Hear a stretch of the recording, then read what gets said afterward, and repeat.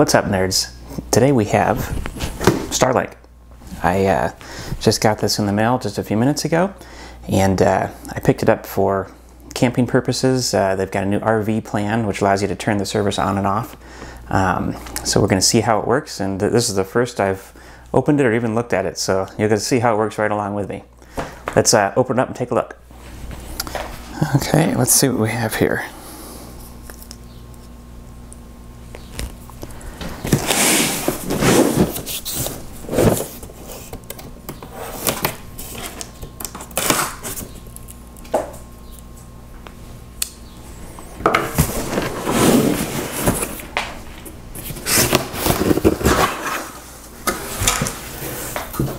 All right, it's a nice looking packaging.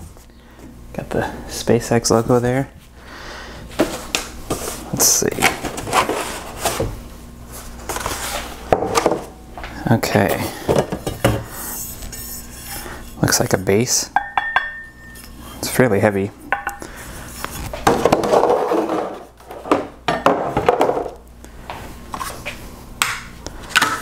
All right. Here is the dish.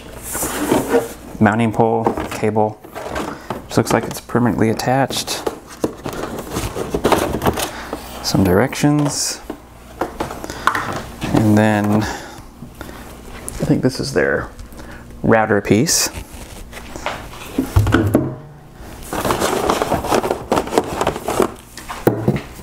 Quite a long length of cable here too.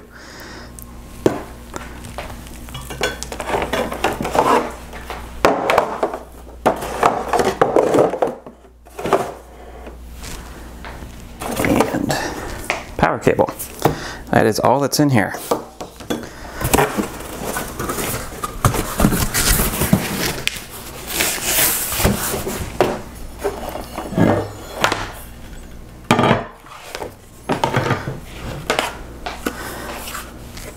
I like the design on the router.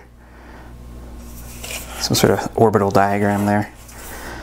There's the power port, and then port that connects the dish, I imagine.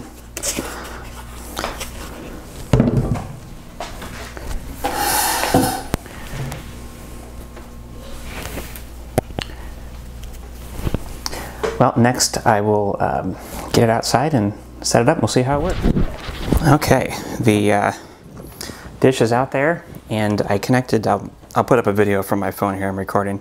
I connected to the Starlink Wi-Fi network, and the first thing it wants me to do is make up a network name, so let's do that. Reconnect to the network I just made. Let's see if it shows up here. Nothing's happened yet. Okay. Your Starlink is booting up. This may take a few minutes. Well, I'll probably pause the video here while this finishes. But you did see me out there hooking up the Starlink to my Jackery portable power pack.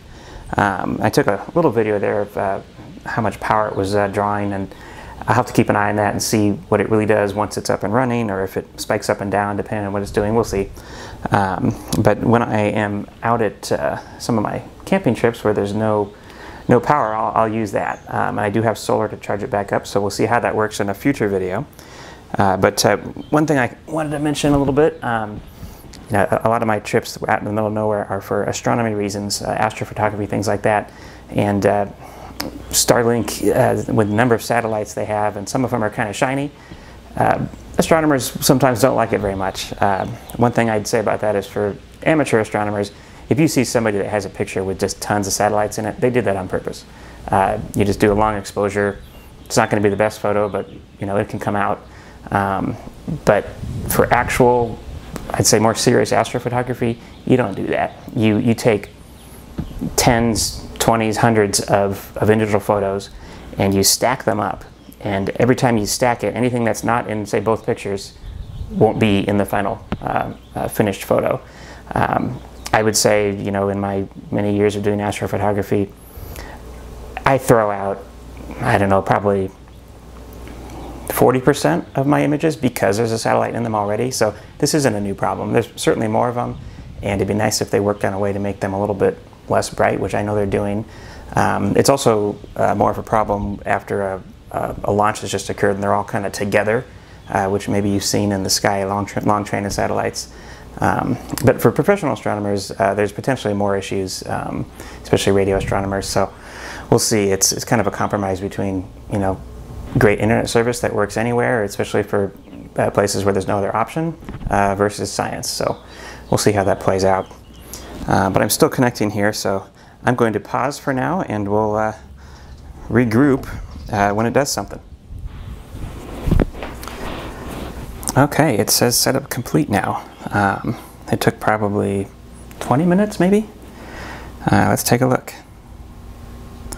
I don't have very good visibility back there where the dish is. Oh, we'll give it another minute here. Oh, now it says online. But I don't see the network in here. Oh, there we go. Oh, it says offline again. I think it's very possible that I need to move the dish. Let's see. There's a speed test built into the Starlink app. We'll see what that does.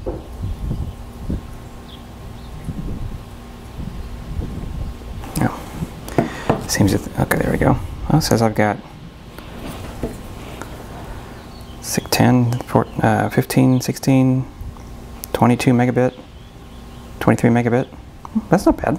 That's down. Up looks like it's, well, it says 2. That's not terrible though. Oh, here we go. The laptop's online here. Let's do a speed test on this, just for fun.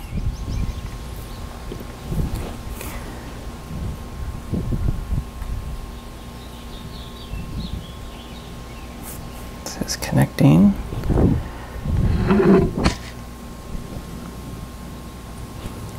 Well, there we go. Should start here. 4, 5, 6. On the laptop here, it's about 10 megabit, I'd say, which, you know, if I was getting that out in the middle of nowhere, that would be great. That's download. It looked like it averaged out to almost 7 megabit. Up is maybe going to be about 2 average. Still, a lot of times where I'm out camping, I get 1 bar of LTE and can barely get anything to work, so this will be a nice upgrade. We'll see how it works in the field, but for now at home, yeah, it's not too bad. I know with the RV plan you don't get priority, so since I'm in an urban area, there may be more users, and I have heard that can cause some speed issues, but it's not too bad. It's not, you know, amazing, but we'll keep an eye on it. Of course, now it says offline again. I really do think I need a better view of the sky.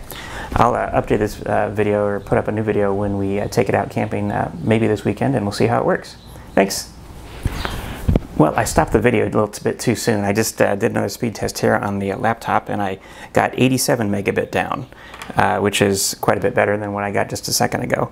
So I'll keep an eye on it. Maybe I'll do an update video after we take it out in the field and see how it works. Thanks for watching.